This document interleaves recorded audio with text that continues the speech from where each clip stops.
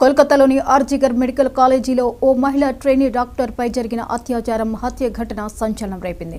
ఈ హత్యకు నిరసనగా దేశవ్యాప్తంగా అన్ని ఆసుపత్రుల్లో వైద్య సేవలను federation of resident doctors association నిలిపివేసింది. ఫోర్డా పిలుపుతో విశాఖ కేజీహెచ్లో జూడాలు సేవలు నిలిపివేశారు. కేజీహెచ్ నుంచి జగదాంబ జంక్షన్ వరకు ర్యాలీ నిర్వహించారు. వైద్య వృత్తిలో ఉంటూ రోగులకు సేవ చేసే తమపై లైంగిక దాడులు, హత్యలు జరగడం దురదృష్టకరమని జూనియర్ డాక్టర్లు వాపోయారు. కేంద్ర రాష్ట్ర ప్రభుత్వాలు వెంటనే దోషులను కఠినంగా శిక్షించేలా చర్యలు చేపట్టాలని డిమాండ్ చేశారు. ఈ రోజు కేజీహెచ్లో అత్యవసర సేవలు మినహా సాధారణ సేవలు నిలిపివేసినట్లు జూడాలు తెలిపారు.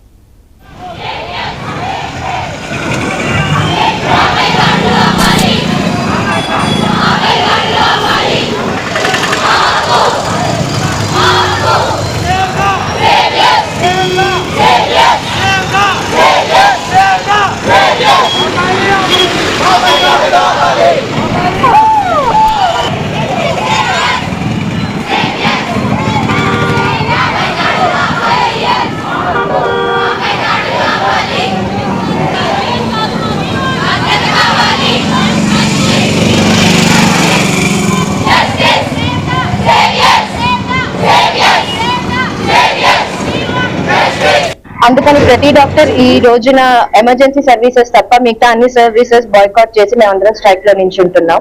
సెక్యూరిటీ అనేది ఏ మనిషికైనా బేసిక్ రైట్ అండి.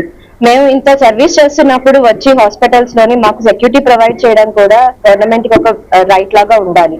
సెంట్రల్ ప్రొటెక్షన్ యాక్ట్ రావాలి డాక్టర్స్ కి అగెన్స్ట్ గా. ఈ ఒక్క యాక్టే కాదండి, ప్రతి వారం ప్రతి నెల కూడా గవర్నమెంట్ హాస్పిటల్స్ లో డాక్టర్స్ మీద వైలెన్స్ అనేది జరుగుతూనే ఉంటుంది. దాన్ని ఖండించాలి అండ్ మాకు సెక్యూరిటీ పెంచాలి. మాకు అట్లీస్ట్ వర్క్ ప్లేసెస్ లో అయినా కూడా మేము సెక్యూర్ గా ఫీల్ అవ్వకపోతే మేము వర్క్ ప్లేసెస్ లో అయినా ఎలా పని చేయగలం? అండ్ ఇంత దారుణమైన విషయం జరగడం అనేది చాలా ఘోరం అండి, అది కూడా ఒక ఉమెన్ డాక్టర్ మీద. So the entire nation is standing with her. We demand justice for her death and for our protection and for our security. ఈ విషయం మీద ఒక మనిషిని అయితే అరెస్ట్ చేయడం జరిగింది, కానీ అందులో ఇంకా మిగతా విచారణ జరిపి అందులో ఇన్వాల్వ్ అయి ఉన్న వేరే వాళ్ళని కూడా తగిన యాక్షన్ తీసుకోవాలని మేమందరం మా డిమాండ్స్ అండ్ మేమందరం కోరుకుంటున్నాం. ఇమీడియట్ గా ఏదో ఒక యాక్షన్ అయితే వాళ్ళ మీద తీసుకోవాలి. ఇప్పుడు అక్కడ జరిగింది వర్క్ ప్లేస్ లో జరగటం వల్ల అది కూడా ఆ మనిషి ఒక పోలీస్ సివిక్ వాలంటీర్, అంటే భద్రత కల్పించాల్సిన వాళ్ళే ఆ అమ్మాయి భద్రత భంగం కలిగించారు. కాబట్టి ఎవరికైనా భయం ఉంటది. ఇప్పుడు ఎలా ఉందో పక్కన పెడితే ఎప్పుడు ఏం జరుగుతుందో అన్న భయం మాలో అందరికీ ఆందోళన కలిగించింది. ఒకటి, ప్రతి ఒక్కరికి ఫస్ట్ అవేర్నెస్ తీసుకురావాలి. అంటే ఒక మనిషి చాలా చట్టాలు వస్తున్నాయి. ఒక అమ్మాయి మీద అత్యాచారం జరిగితే చాలా చట్టాలు వస్తున్నాయి, కాకపోతే ఏ చట్టము ఆపలేకపోతుంది.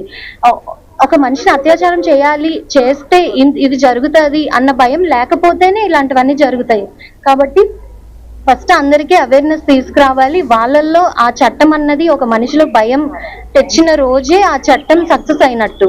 కాబట్టి చట్టాలు కొంచెం స్ట్రాంగ్ గా ఉండాలి, ప్రజలందరికీ అవేర్నెస్ ఉండాలి అన్నది మేమందరం కోరుకుంటున్నాం. విజయనగరం జిల్లా రాజం